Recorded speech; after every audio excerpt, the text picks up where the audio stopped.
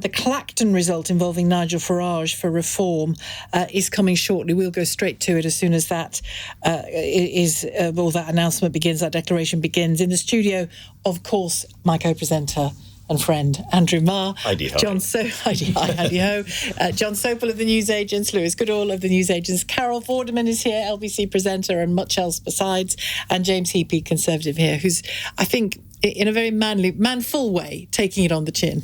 Yeah, but there's the British people are infinitely wise, and shouting at them through LBC's microphone seems pretty silly. The people that need to do the reflecting are my party, not the public. Oh, well done you. There was one Conservative writer in the Telegraph this morning, I noticed, saying the real problem in this country is the voters. Bon chance.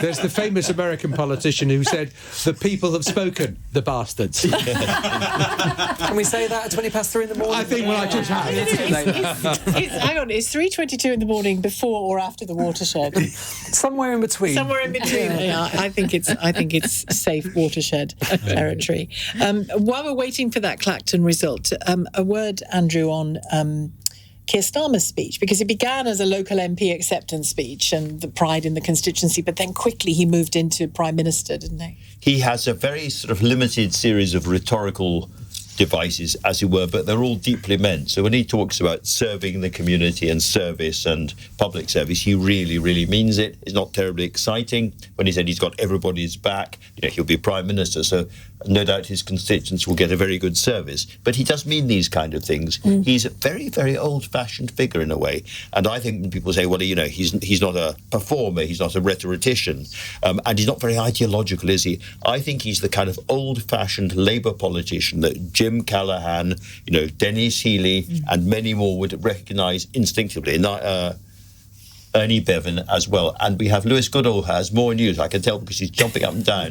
And I'm just consistently stunned by these results, Andrew. So the Lib Dems have gained the Warwickshire seat of Stratford-upon-Avon, which is that is a Howie seat. My liege. I told you, that's why I was gesturing in such an aggressive way. The Tories had a majority of nearly 20,000 at the last election. Wow. And that was a chicken run seat. The Tory candidate there had scalped over from somewhere else. Well, it hasn't, I'm afraid. The chicken run did not pay off in this case because what was the majority there? The majority, I don't have the figure for the majority there, but the swing was 24.5%. Wow! Again, not the swan of Avon, but the dead chicken of Avon. Well, quite so. This is again by-election type territory we're seeing in seat after seat. And Carol, you were talking earlier on about the work that your organisation has done on tactical voting. With what Andrew has just said about Keir Starmer in mind. Oh, I think we're going to go to Clacton, are we? No, Corbyn. Islington North. Back to you in a moment, Carol. This is Jeremy Corbyn's. 1664. Jeremy Bernard Corbyn, commonly known as Jeremy Corbyn, independent, 24,000. Wow.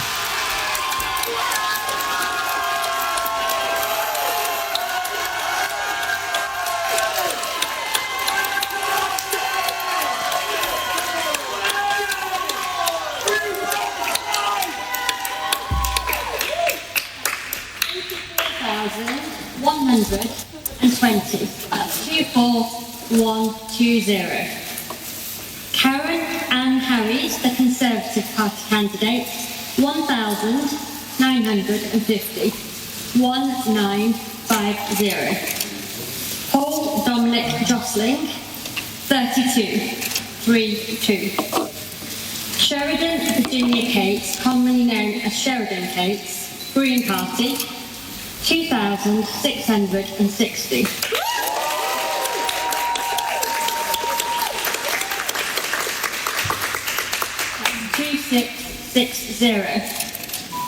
Traffel Nargan, Labour. Unlucky, mate. 16,800. Got it. Definitively a win for Corbyn there in Islington North. I mean, how much of a, given the win, John, given the win that Labour is experiencing tonight overall, how much of a blow is this? Well, there are two bits of party management where the Labour machine wanted to crush the left. Chingford, where Faiza Shaheen was booted out. Failure. and IDS has got in, and they obviously wanted, most of all, to see Jeremy Corbyn gone from Westminster. And Jeremy Corbyn, and I was getting messages from people in Islington North this evening, you know, kind of saying we've just fallen short, 1,500 votes thereabouts, maybe 2,000, too close to call. Well, it looks like Corbyn has won it by some distance. Yeah, 8, and then it wasn't even close. 8,000. And you know, I was speaking to canvassers today, and they were saying that in Islington North, the support for Corbyn, particularly on the council estates, was huge, and he had huge numbers of people coming in from all over the country. The sort of the Momentum group converged on Islington North to absolutely canvass it completely, and Labour have lost. And Andrew, you can't discount either his years as the MP in that area. He has been a very, very popular, very hard-working and successful local MP for a very long time, and people have memories, and there's so many people who have been helped personally by Jeremy Corbyn, or their families have done, and they haven't forgotten it. But again, I think this will have an effect in the coming Parliament, because there's a large number of MPs among the Liberals, on the left of the Labour Party, etc., who will be swirling around certain issues like the two-child benefit cap, and they'll be looking for a bit of leadership, and he'll be there to give it. I think it's a really big own goal by the party managers. Isn't he more a little kind of stone in the shoe rather than a sort of an irritant, rather than a kind of, you know, place where people will gather and congregate? I think he will gather people around specific issues. But we're now going to Clacton. Here we go. Farage Nigel Paul, Reform UK, 21,225.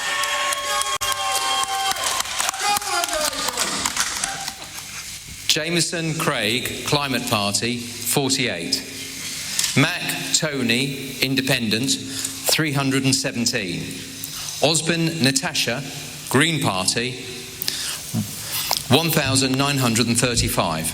Owusa Nepal Jovan, Labour Party, 7,448. Pat Anastu Tassos, Heritage Party, 33. Pemberton Andrew, UKIP No to Illegal Immigration, 116. Watling Giles Francis, the Conservative Party candidate, 12,820. Wow. The number of ballot papers rejected.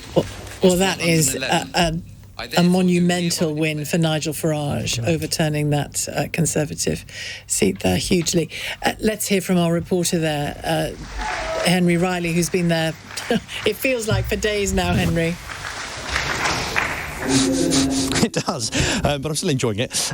You've just heard there a stonking win for Nigel Farage, actually a very comfortable win as well. The results still coming in. As you can hear, Nigel Farage giving his speech at the moment. 8th time trying for Parliament. Nigel Farage, the new MP for Clacton, and a pretty healthy majority at that. 21,000 votes, a lot more than the Conservative Giles Watling, the incumbent MP. 12,000. Mr Farage speaking at the moment, and promising to really... Henry, can we stop you there and go live to Nigel Farage and hear what he's saying? We'll come back to you. I will do my absolute best to put Clacton on the map.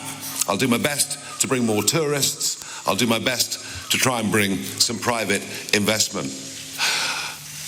It's over 30 years ago that I fought my first parliamentary by-election. And I've fought lots of them over the years, and I've had big successes in European elections and perhaps less so under first past the post, which is a very demanding, very, very demanding problem for smaller parties.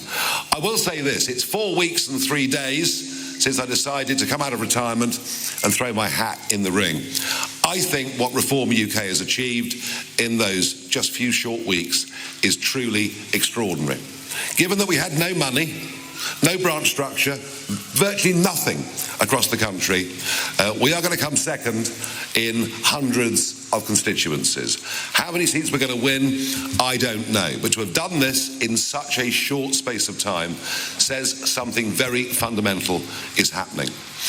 It's not just disappointment with the Conservative Party. There is a massive gap on the centre-right of British politics, and my job is to fill it. And that's exactly what I'm going to do. But it's not just what we do in Parliament as a national party that matters, it's what we do out round the country. Getting 5,000 people in that room in Birmingham last week, the energy, the optimism, the enthusiasm, the belief that Westminster is just completely out of touch with ordinary people, says to me that my plan is to build a mass national movement over the course of the next few years, and hopefully be big enough to challenge the general election properly in 2029. What is interesting is there's no enthusiasm for Labour, there's no enthusiasm for Starmer whatsoever. In fact, about half of the vote is simply an anti-Conservative vote. This Labour government will be in trouble very, very quickly.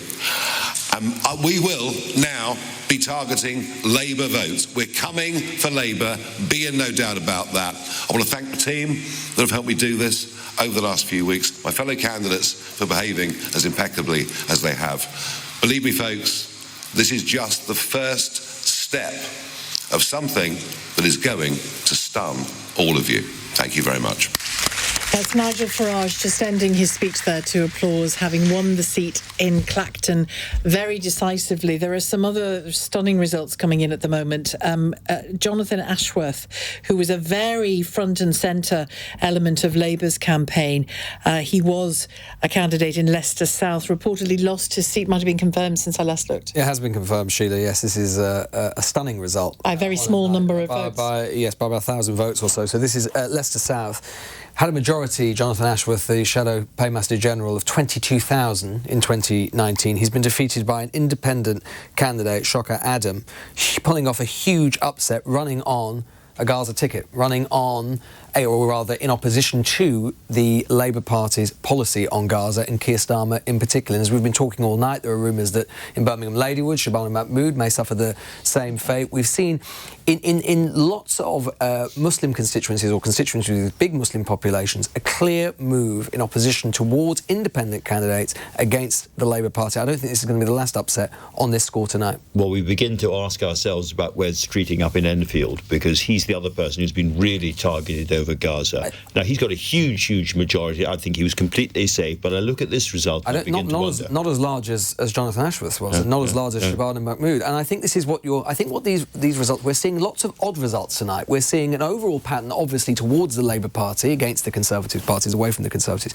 But we are also seeing in lots of seats, we saw it in Chingford, we're seeing it in Leicester, we saw it in the two Leicester seats, Leicester East as well, where the Conservatives have gained because of a split in the Labour independent vote.